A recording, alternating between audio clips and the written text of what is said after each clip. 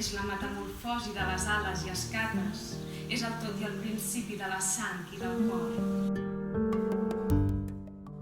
Lligar la creativitat que parteix del fang de la terra amb la creativitat poètica, amb la paraula, la terra i la paraula, que ens remunten als orígens, i casar-los, i al mateix temps que se sent la poesia, que es llegeix la poesia, doncs que el terrissaire vagi creant els seus caducs, a mi me sembla una fantasia.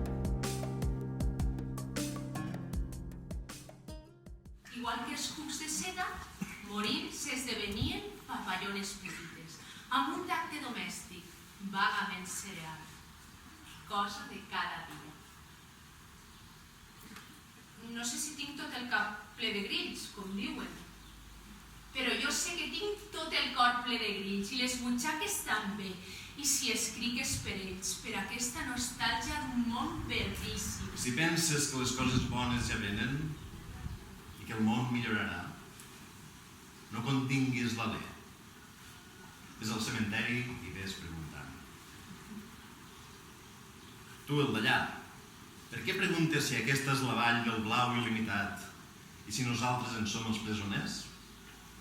Ves al cementeri i ves preguntant.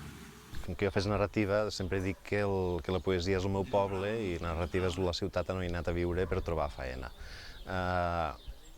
Però per a ser més estrictes, jo diria que per a mi la poesia sempre ha sigut les lletres d'una cançó independitzades de la cançó. És a dir, una espècie de forma de fer funcionar el llenguatge d'acord amb regles musicals.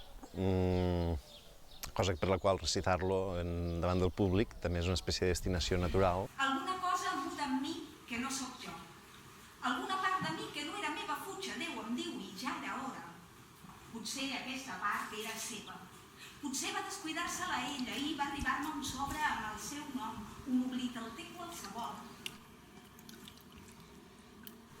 Als 20 anys vaig aprendre que hi ha mirades que voldries que t'acompanyaren sempre, com hi ha músiques que no pots deixar d'escoltar, com hi ha versos que no voldries oblidar. Hazte hombre, te digo, como yo a veces me hago mar.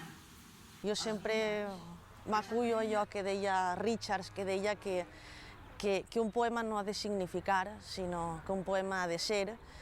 I la meva poesia, d'alguna manera, a mi m'agradaria pensar que el lector, quan s'enfronta a un text meu, el fa seu, dona, interpreta el que necessita en aquell moment del text. Publica unes edicions acuradíssimes.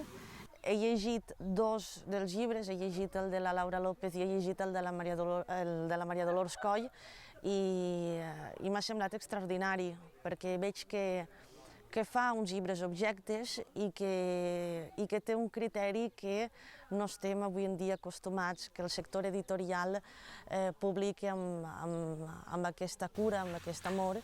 Voldràs collir les taronges per menjar-te-les quan la set et premi la gola.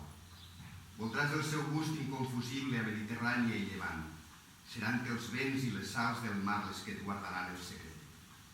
Veure'ls collir les taronges, coberts del fred i la son, mentre els somriures solcaran de banda a banda el tros de taronger que heretares dels teus pares. Aquest vent que revincla la por, que mai no reposa, que destapa la terra i aixeca ossos buits, que remou mosquiteres, que no et fa trobar el fil. Dins el bressol de ningú som cases de vent, poros de bonança, amb ment de calç blanca per supurar el fons.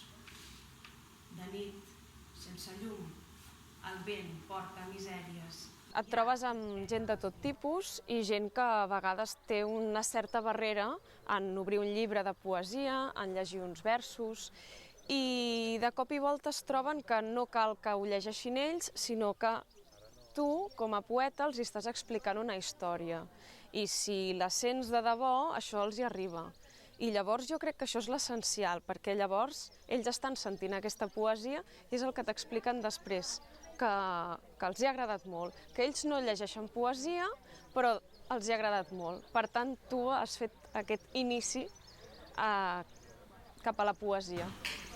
cap a ells. Hi va haver nens obligats a mirar les foscors que els feien a les mares. Encara avui, segur que en algun lloc. Millors eren clavats al davant. No sé per què us parlo d'això. No he de ser jo, un habitant escultors de la zona clara, que us esgarrati amb els horrors de les boires fanguses. Només volia el feliu de l'amic.